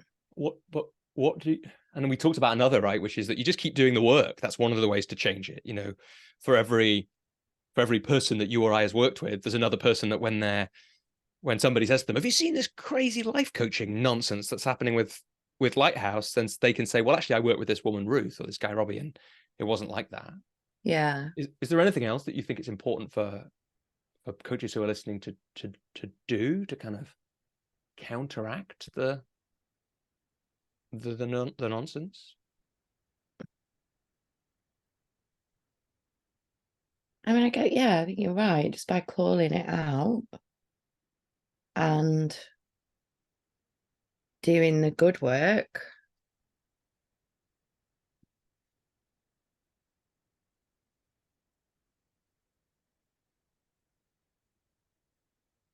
That's got to make a difference, however small. Mm. Mm. Ruth, we're nearly at time. Before we finish, there's a really fantastic Instagram post on your Instagram with a picture of you from when you were 20, studying performing arts. And what it says is, it got me thinking, we'll put a link to it in the show notes, team, because it's a great picture. What it says, it got me thinking, what would I tell my 20-year-old self if I got the chance? And these are just fantastic. You're not fat, you're beautiful. Happiness is a choice, not some far-flung destination. Being famous or speech marks making it won't fix you. Be proactive and misbehave more. So good, right? Rules for life. Ruth's rules for life. If we think about coaches now, if we slow it down, we did this a little bit earlier with the kind of starting out thing, but like, what advice would you give? I don't know if it's you starting out as a coach, you starting a coaching business. Like, what's the equivalent list, or what comes up in this moment? And I appreciate I'm springing this on you, and you had no idea I was going to ask you it. Can I just tell you a funny story though about that post? Yeah. So my best friend saw it, who was my best friend at uni. Is that the person in the photo with you? No. No. She saw it and commented and said, "Oh my God, I do not think I could have coped with you misbehaving more." Yeah. Well, it's like we get this insight into you right there, because it's like, how can you be more you? Well, yeah, misbehave even more. Take the zone of genius and focus on it, right? Yeah. And I guess that's where I was going to go. Like you say, you've sprung it on me that really, what advice would I give to myself 3 years ago? It's going to be the same advice I'd give to myself now, which I think has got to be misbehave more, have more fun. Yeah, this thing doesn't have to be that serious, does it? Like, some of it's really serious, but running a business by yourself can be a bit boring and a bit lonely sometimes. And not when I'm with clients, obviously. I think, yeah, I don't know, that I think that's what I'm going to take away. I need to misbehave more. Yeah. And Yeah. that fits in with what we've talked about with non-boring coaches, doesn't it? Coaches and non-boring coaches. Yeah. You know, if I'm misbehaving more, I'm definitely not going to be a boring coach. Yeah. Yeah, absolutely. It's probably well, for some of the people in Gretchen Rubin's framework, anyway, it would be a great rule to follow. For most of us, especially if we're trying to be creative and we're struggling, like, do you toe the line or do you misbehave a little bit? Most of us can afford to misbehave a little more, for sure. Most of us. Yeah, all of us. Me and you. I don't know what I'm saying. Ruth, is there anything before we like misbehave more feels like a beautiful place to bring the conversation to a close. Is there anything that we haven't covered, or I know that you're going to have lots more chances to speak to the listeners over the rest of this year and probably beyond. Is there anything though in this conversation that we haven't covered that you want to say, or anything you want to point other coaches at, or anything like that? Like, I think without sounding too sycophantic, like, I just want to say thank you to you for, being that presence for 3 years and for showing me the right stuff, not the shitty affiliate marketing and not the surface boss babe shit, the stuff that is in integrity and honest and, that's what I needed then. And I think that's what we all need now. So I just wanted to acknowledge that. Thank you. It's been an absolute pleasure. And I'm super excited that you're joining the team at the Coach's Journey, and that the listeners are going to get to hear you speaking to other people, interviewing people, and in probably other conversations in other ways, as the podcast changes and grows. And yeah, thanks so much for your time and energy today. Thanks, Robbie. I've enjoyed it. It's been very wide ranging. It really has. Yeah, it really has. It really has. Thanks, Ruth. Okay, thanks, Robbie.